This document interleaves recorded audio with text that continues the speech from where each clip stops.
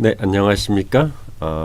콘텐츠 기획의 인문학 첫 강의를 시작하도록 하겠습니다.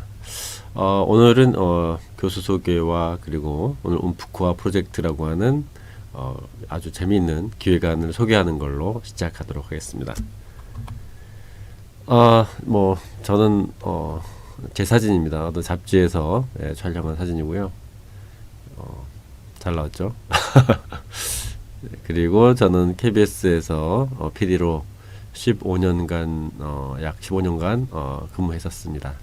지금 낭독의 발견이라는 프로그램 스튜디오 녹화하고 있던 사진이고요. 그리고 제가 기획한 프로그램들은 낭독의 발견과 단박 인터뷰라는 프로그램입니다. 그리고 기타 쇼 프로그램과 다큐멘터리 프로그램도 제작을 했습니다. 낭독의 발견 스튜디오 모습이고요. 그리고 이제 이건 단박 인터뷰 때 김연아 선수 인터뷰하던 모습입니다.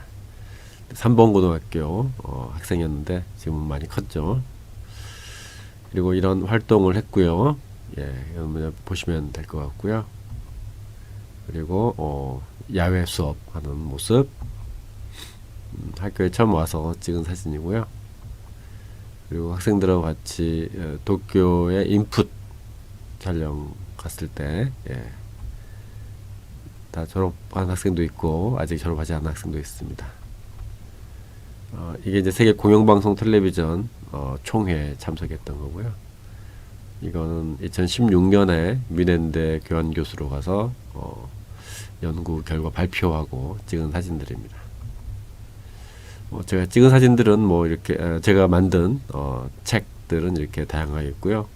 제 주된 관심사는 PD 그리고 미식이라고 할 수 있겠습니다. 책들 혹시 본 학생 있나요? 제가 쓴 책들 PD 후에나우와 인턴십 특강, 미식기행 책들이 있습니다. 그리고 확장하는 PD와의 대화, 또 예능 PD와의 대화도 썼고요.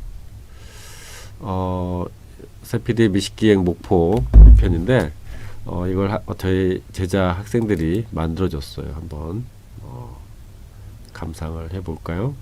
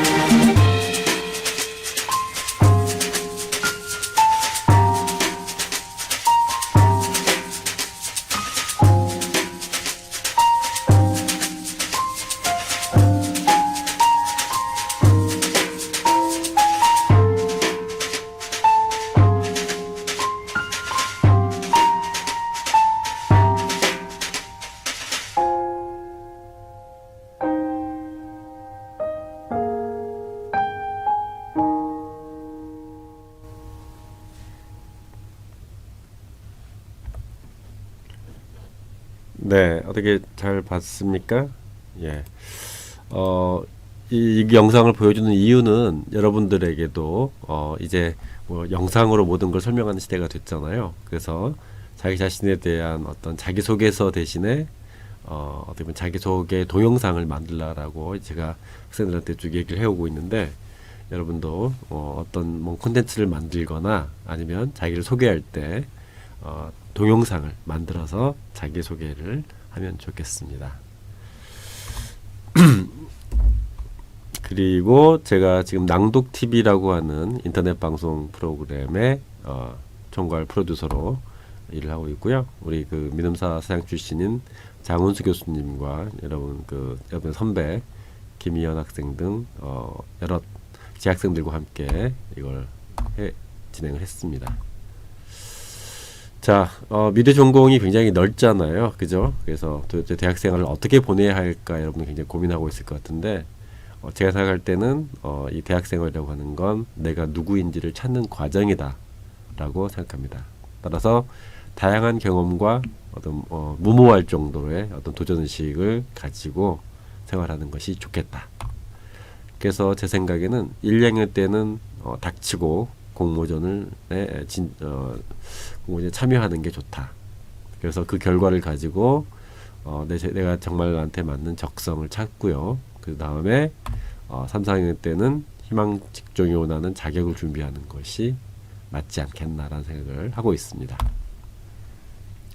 여러분에게 그 대학생활을 시작하면서 가장 먼저 해주고 싶은 말은 말을 잘 타라라고 하는 겁니다. 이건 뭐 제 개인적인 생각은 아니고요. 마케팅의 전문가들이 하는 얘기가 마케팅에서 성공하기 위해서는 말을 잘 골라 타야 된다. 그 말은 친구일 수도 있고요. 또 아니면 선생님일 수도 있고 여러분의 상사가 될 수도 있습니다. 대학에서는 여러분의 그 좋은 친구들과 또 좋은 선생님을 잘 골라 타는 것이 어떻게 보면 여러분의 대학생활의 성공을 보장하는 비결이라고 생각합니다. 이게 이제 뭐 그리스 시대의 어떤 스승과 제자의 모습이고요. 같은 길을 가는 도반이라고 하는 불교의 모습. 그리고 이제 제가 여러분에게 얘기하고 싶은 거는 4년 동안 100 플러스 1이라고 하는 프로젝트를 진행했으면 하는 바람입니다. 이게 무슨 뜻일까요? 100 플러스 1. 4년 동안 100권의 책을 읽고 한 권의 책을 쓰라라고 하는 프로젝트입니다. 이것들을 한 학생들은 굉장히 충실하게 학교 생활을 보냈고요. 그리고 4년 동안 100권의 책을 읽는 것만으로도 그 학교 생활이 얼마나 알찰까 한번 상상할 수 있을 것 같습니다. 그래서 제가 제안하는 거는 책으로 된 이력서를 써라 라고 하는 거죠. 그래서 저는 이력서에 뭐 어떤 그 자기 소개를 쓰는 것보다는 내가 읽었던 책들, 의미 깊었던 책들의 제목을 나열하고 이것들이 내 인생을 어떻게 바꿨는지, 영향을 주었는지를 쓰는 것이 제대로 된 이력서가 아닐까 생각합니다. 또한 여러분 각각 그 내 마음의 도시 하나씩을 갖게 되기를 제안합니다. 왜냐하면 내가 좋아하는 도시가 있다면 그 도시를 자주 가게 되겠죠. 이건 좀 미넨이라고 하는 도시 사진이고요. 저는 미넨을 굉장히 좋아합니다. 그래서 자주 가게 됐고 또 가게 좋아하기 때문에 독일어를 그 나라의 언어를 배우게 됩니다. 이게 굉장히 좋은 동기, 모티베이션이 되는 것 같습니다. 그리고 외국어는 좋아해야 늘고요. 맥주를 좋아하기 때문에 독일 또 가고 싶네요. 갑자기. 예. 여러분이 그 대학생활을 성공적으로 할 수 있는 또 하나의 방법은 간절하게 사는 거예요. 간절하다고 하는 게 뭘까요? 간절하는 건 정말 뭔가를 정말 절실하게 갖고 싶어서 여러분이 노력하는 거라고 생각하는데 그걸 하게 되면 여러분이 잘 할 수 있을 것 같습니다. 네, 오늘은 이제 그 움푸쿠아 프로젝트에 대해서 한번 알아보도록 하겠습니다. 지금 뭐 우리나라 인구도 뭐 점점 줄고 있고 어떤 지방 도시가 사라진다. 그리고 뭐 지방 대학도 실은 큰 타격을 받을 거다라고 하는 그런 예상들이 나오고 있는데요. 이것들을 어떻게 그 창의적인 기획안으로 해결할 수 있는지 우리 힌트를 얻을 수 있는 좋은 사례가 있습니다. 그게 바로 여기 나와 있는 움푸쿠아 프로젝트인데요. 움푸쿠아라고 하는 것은 그 미국 서부의 오리곤주 있는 한 작은 카운티, 군이라고 할 수 있는 그 지방입니다. 여기 인구 한 900명 정도밖에 안 되는 굉장히 작은 도시인데요. 1953년에 이 지방에서의 그 작은 은행으로 시작을 했습니다. 움푸크와 은행이. 그래서 우리나라로 치면 약간 새마을금고쯤 될까요? 그런데 2003년에 경쟁에서 뒤처지지 않기 위해서 벤치마킹을 시도했습니다. 벤치마킹이라고 하는 거는 좋은 사례를 보고 그 사례의 장점을 따라서 우리 조직에 적용하는 어떤 마케팅 경영 기법이라고 할 수 있겠죠. 그래서 움푸크와 은행에서 시도했던 건 호텔 같은 은행, 또 커피숍 같은 은행, 또 마을회관 같은 은행, 이러한 것들을 상상을 한 겁니다. 그래서 이 은행이 제안한 거는 슬로우 뱅킹 이론을 가져온 겁니다. 슬로우 뱅킹 도대체 뭘까요? 보통 은행의 장점은 빠른 일처리, 그래서 빨리 일처리하고 빨리 은행을 떠나는 게 어떤 은행이 어떤 미덕처럼 되어 있죠. 하지만 슬로우 뱅킹 이론은 지점을 고객이 오랫동안 머물게 하는 그런 공간으로 만드는 거. 사람이 오랫동안 한 곳에 머물면 어떻게 되죠?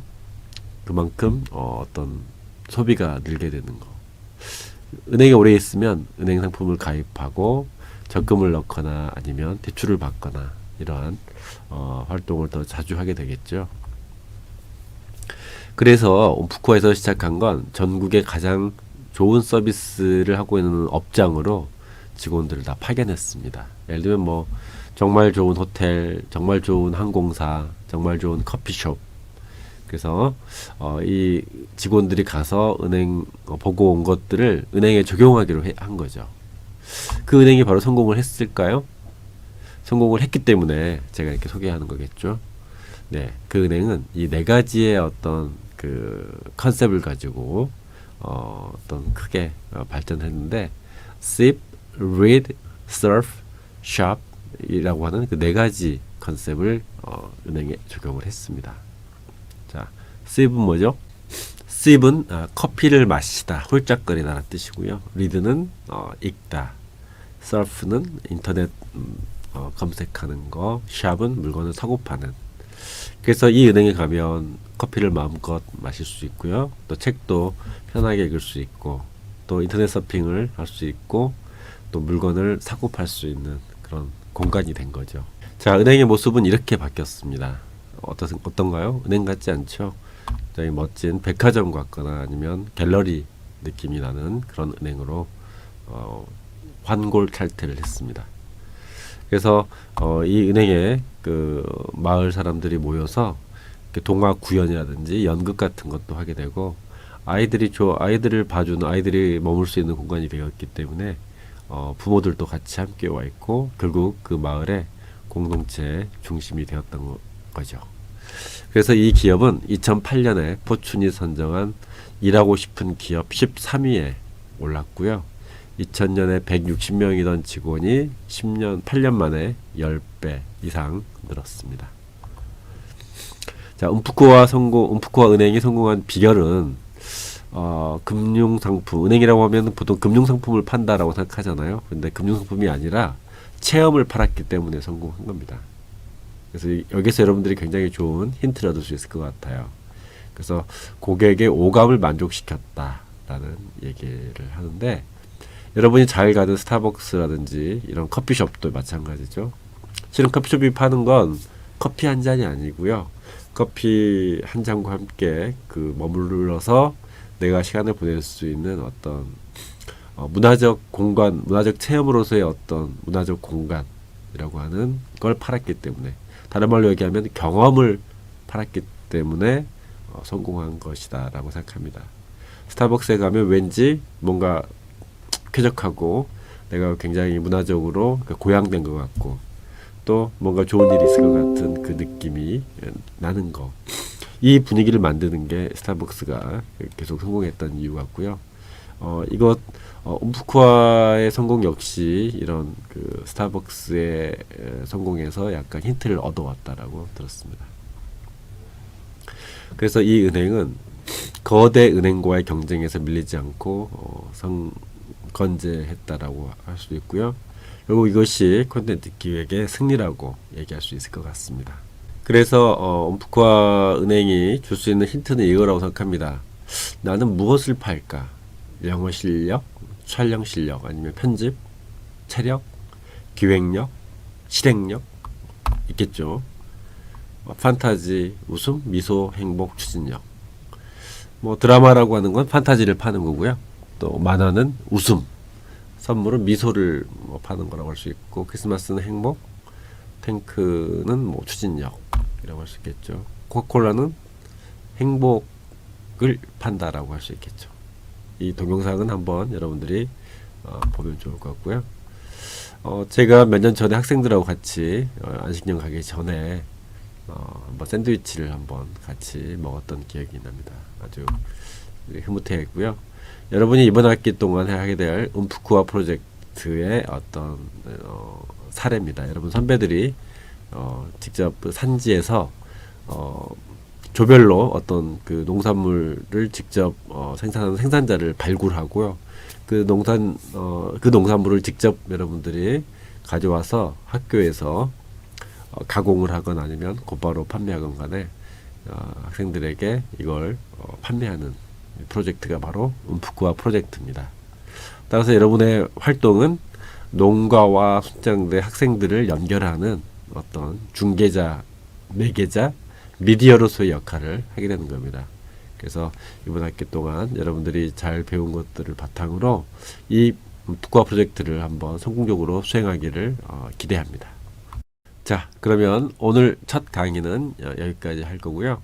여러분들이 그 강의 때 하게 될 준비해 올 내용은 여러분들이 움프쿠아 프로젝트를 하게 된다면 어떻게 성공할 수 있는지, 어떤 농산물을 학교에서 학생들하고 판매할 수 있는지 이런 것들을 한번 고민해서 같이 진행하면 좋을 것 같습니다.